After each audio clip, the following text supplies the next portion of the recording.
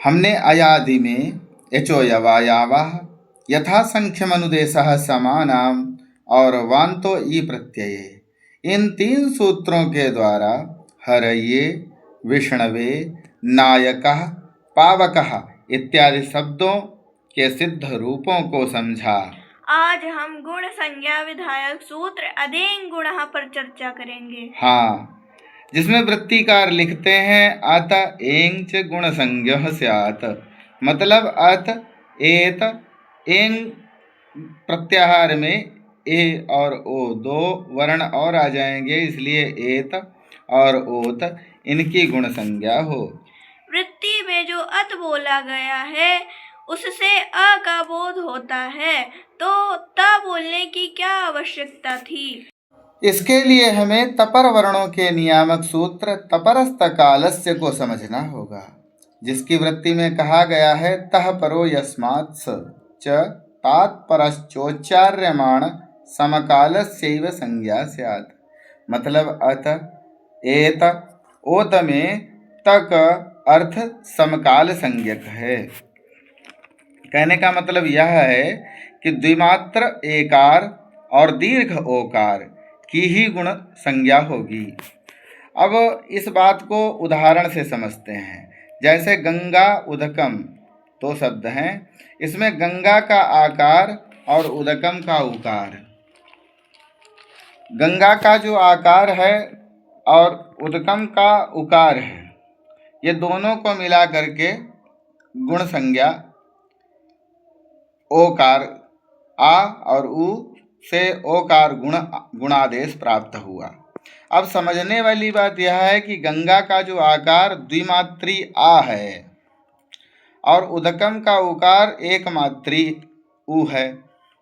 प्रमाणकृत सादृश्य गुण को द्विमात्री ही होगा, त्रिमात्री नहीं हो सकता या चतुर्मात्री नहीं हो सकता।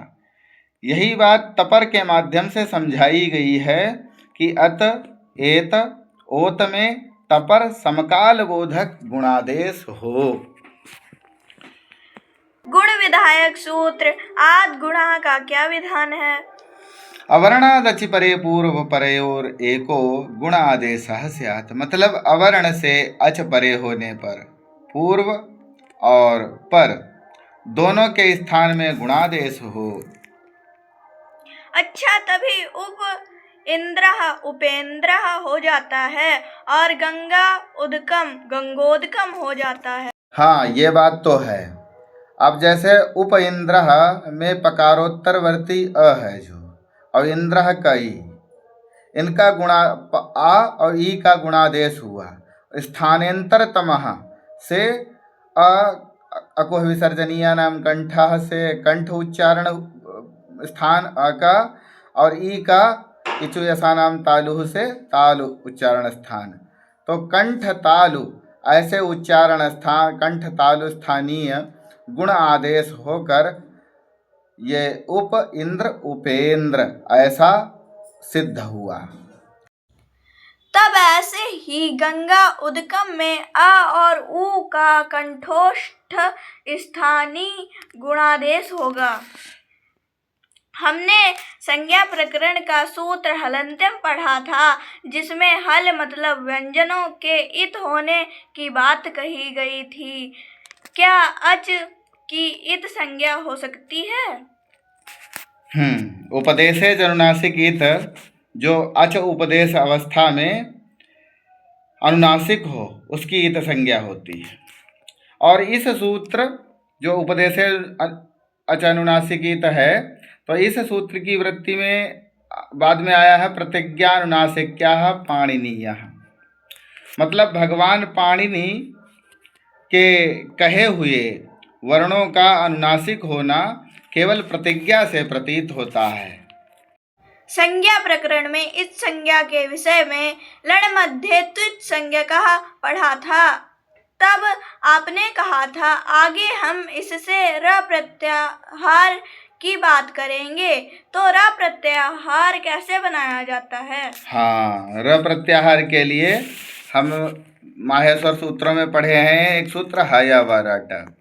इस सूत्र से बिना आकार वाले र, जो र है जिसमें अ न हो, और लण सूत्र जो है उसमें के ला के अ, जिसके लिए कहा जा चुका है कि ला वर्ण का जो आ है वह इत संज्ञक है।